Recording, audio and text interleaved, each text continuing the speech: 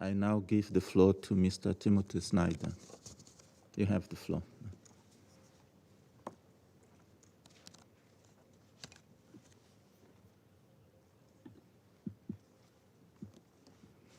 Thank you very much, ladies and gentlemen. I'm very glad to be with you. I will try to keep my remarks brief. I speak to you as a historian of the region, a historian of Eastern Europe, and specifically as a historian of mass killing and political atrocity. I believe that the discussion that we're having today about this word rusophobia can clarify something very important about the character of Russia's war of aggression in Ukraine and about the character of Russia's illegal occupation of Ukrainian territory. I will limit myself to two main points. My first point is that harm to Russians and harm to Russian culture is primarily a matter of Russian policy. And so that if we're concerned about harm to Russians and Russian culture, we should be concerned about the policies of the Russian state. My second point will be that the term rusophobia, which we are discussing today, has been during this war a form of imperial propaganda, a form of imperial justification for Russian war crimes in Ukraine. So, beginning from the first point, the premise when we discuss rusophobia is that we are concerned about harm to Russians. That is a premise that I certainly share. I share the concern for Russians. I share the concern for Russian culture. Let us think then of the actions this last year, which have caused the most harm to Russians and to Russian culture. I'll briefly name 10. Number one, forcing the most creative and productive Russians to immigrate. The Russian invasion of Ukraine has caused about 750,000 Russians to leave Russia, including some of the most creative and productive people. This is irreparable harm to Russian culture. Number two, the destruction of independent Russian journalism so that Russians cannot know the world around them. This too is Russian policy and causes irreparable harm to Russian culture.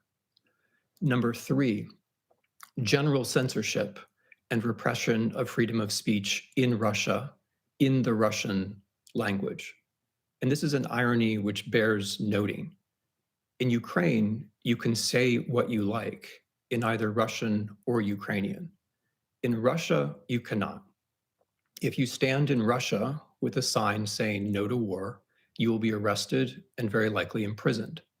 If you stand in Ukraine with a sign that says no to war, regardless of what language it's in, nothing will happen to you. Russia is a country where there's one language and you can say very little. Ukraine is a country where there are two languages and you can say what you like. When I visit Ukraine, people report to me about Russian war crimes using both languages, using Ukrainian or using Russian as they prefer. Number four, the attack on Russian culture by way of censoring school books, weakening Russian culture at home, the destruction of museums and non-governmental organizations devoted to the memory of Russian history. All of those things are Russian policy. Number five, the perversion of the memory of the Great Fatherland War by fighting a war of aggression in 2014 and 2022, thereby depriving all future generations of Russians of that heritage. That is Russian policy. It's great harm to Russian culture. Number six, the downgrading of Russian culture around the world and the end of what used to be called the Ruski Mir, the Russian world abroad. It used to be the case that there were many people who felt friendly to Russia and the Russian culture in Ukraine. That has been brought to an end by Russian invasion, and that is Russian policy. Number seven, the mass killing of Russian speakers in Ukraine. The Russian war of aggression in Ukraine has killed more speakers of Russian than any other action by far. There's no comparison. And of course, number 8, Russia's invasion of Ukraine has led to the mass killing of Russian citizens. Some 200,000 are dead or maimed. And this is, of course, simply Russian policy. It's Russian policy to send young Russians to die in a war of aggression. Number 9, this war also means that a generation of young Russians, those who survive, will be involved in war crimes, will be wrapped up in trauma and guilt for the rest of their lives. That is great harm to Russian culture, and that has been achieved, like all of these policies, by the Russian government itself, mostly in the course of the last year. So if we were sincerely concerned about harm to Russians, these are the things that we would think about. But perhaps the worst Russian policy with respect to Russians is the last one, number 10, and that is the sustained training or education of Russians that genocide is normal. We see this in the president of Russia's repeated claims that Ukraine does not exist. We see this in genocidal fantasies on Russian state media. We see this in a year of state television reaching millions, tens of millions of the Russian population every day. We see this when Russian state television presents Ukrainians as pigs.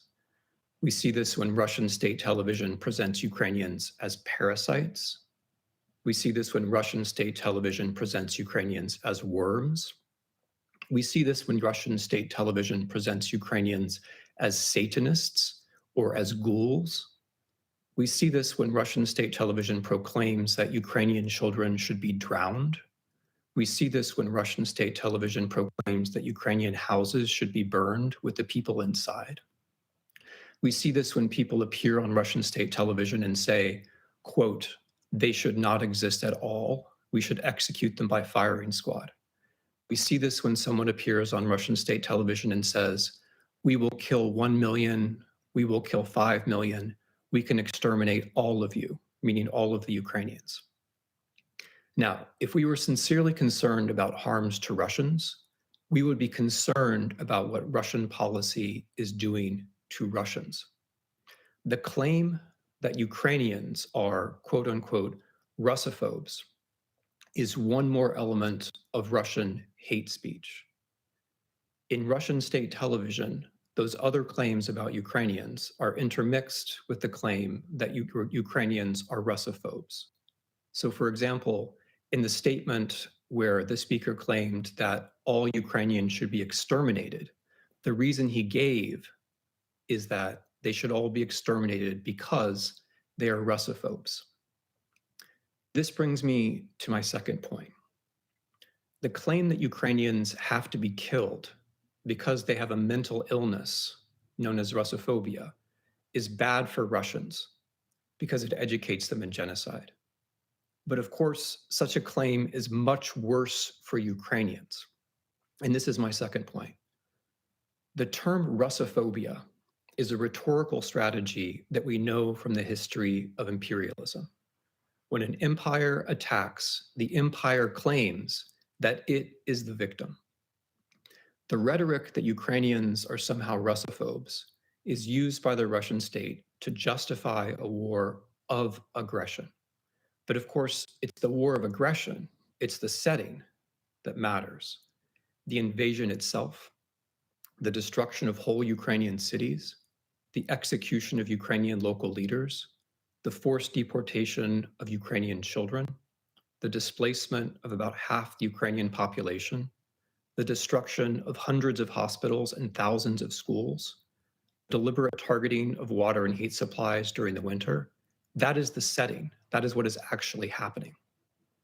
The term Russophobia is a claim by the imperial power that it is the victim, even as it is carrying out a war of atrocity. This is historically typical behavior.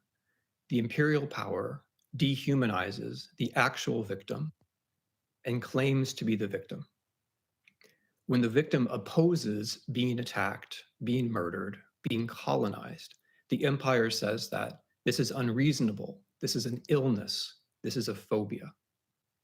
This claim that the victims are irrational, that they are phobic, that they have a phobia, is meant to distract from the actual experience of the victims in the real world, which is an experience, of course, of aggression and war and atrocity. The term russophobia is imperial strategy designed to change the subject from an actual war of aggression to the feelings of the aggressors, thereby suppressing the existence and the experience of the people who are most harmed. The imperialist says, we are the only people here, we are the real victims, and our hurt feelings count more than other people's lives. Now, Russia's crimes can be and will be evaluated by Ukrainian law because they take place on Ukrainian territory, and by international law. To the naked eye, we can see that there is a war of aggression, crimes of humanity, and genocide. The use of the word russophobia, the claim that Ukrainians are ill rather than that they are experiencing an atrocity, is colonial rhetoric, and it's a part of a larger practice of hate speech. That is why this session is important. In Russia's genocidal hate speech, the idea that Ukrainians have a disease called russophobia is used as an argument to destroy them, along with the arguments that they are vermin, parasites, Satanists, and so on. Claiming to be the victim when you are in fact the aggressor is not part of the defense. It's actually part of the crime. Hate speech directed against Ukrainians is not part of the defense of the Russian Federation. It's part of the crimes that Russian citizens are committing on Ukrainian territory. In this sense, in calling this session, the Russian state has found a new way to confess to war crimes. Thank you for your attention. I thank Mr. Снайдер for his briefing.